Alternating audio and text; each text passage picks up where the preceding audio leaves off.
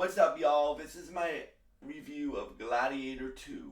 So, shout out to my cousins for taking me to the movie. Um, and we all really enjoyed this movie, right? This movie has a stacked cast, bro. It has Denzel, which, if you guys saw my Black Panther video on Denzel, you guys know how much I love Denzel. Uh, it has Denzel Washington, Pedro Pascal, Paul Mescal, um, or Mescal. It has Connie Nielsen, and a few other big names that I don't remember who else is in this movie. But bro, like the action in this movie is insane. Yes, there are gory scenes in this movie, but it's called Gladiator, so what else were you expecting? Um, and yeah, like the scale of this movie is up there, dude. Like there's literally a scene where they have to fight off sharks. There's like one-on-one fights in this movie.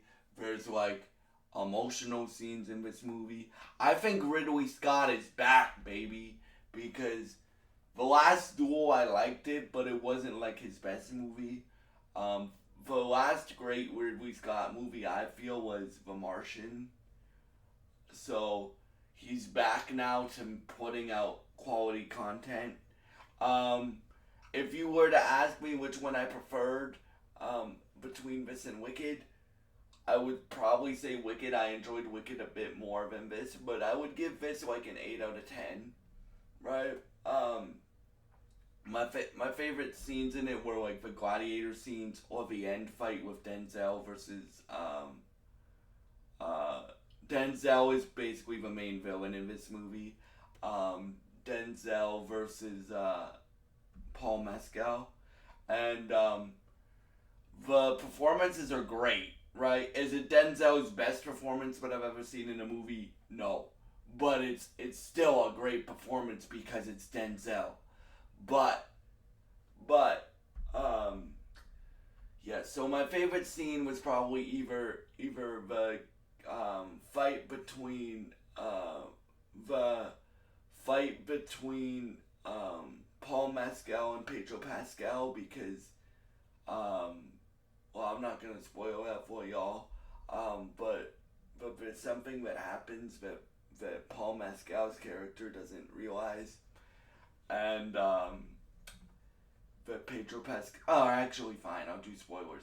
Pedro Pascal starts off as a villain, but then you realize halfway through the movie that he's a good guy, right? So, but it's too late when Paul Mescal realizes it because they take him out. Like the emperors, because there's multiple emperors. Denzel is like the cunning emperor. There's like a crazy emperor that kind of reminded me of like Joker or like the emperor from the first movie. Um, um, and so Denzel is the cunning emperor, and like the crazy emperor says to kill Pedro Pascal's character, so they shoot him with a bunch of arrows before um, Paul Mescal's character can save him, and then starts the um, it starts and he starts to heal the relationship with his mother because he is Russell Crowe's character's son from the first movie, so he starts to heal the relationship with his mother. Denzel's character kills his mother, and that starts off with my favorite fight in the movie because they're riding on horseback and they're fighting, and then Denzel can still do action, y'all, at 70 years old. Bruh, he can still do action. So, there's this big fight between Denzel and Paul Mescal's character, and and they fight, and he becomes the emperor, and apparently they're doing a Gladiator 3. So hopefully this picks up with Paul Mescal's character being the actor, being the Emperor, because he is also a really good actor. He's the lead of this movie, and I think this is his first leading role. I think, um, and I loved him in this role. My favorite character, even though he was the villain, because Denzel is one of my favorite actors to watch, was Denzel. But he was my second favorite character, along with Pedro Pascal. They were probably tied for number one, number two, and number three.